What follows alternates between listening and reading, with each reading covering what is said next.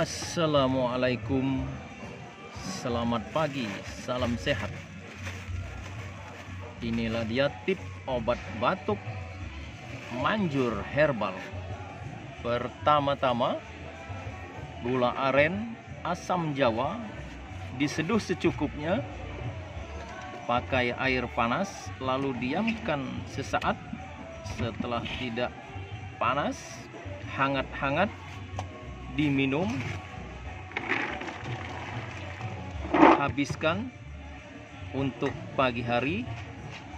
Siang atau sore harinya lanjutkan minum air lemon lokal.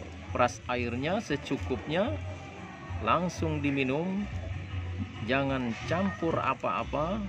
Lakukan rutin minimal 2 hari, insya Allah batuk Anda minggat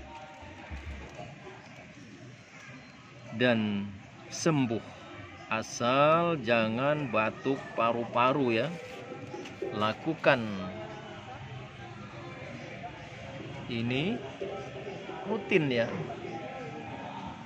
terutama anak-anak ya, sangat manjur sekali dengan obat 3 macam ini. Silahkan mencoba. Salam sehat, sehat selalu, panjang umur, murah rezekinya.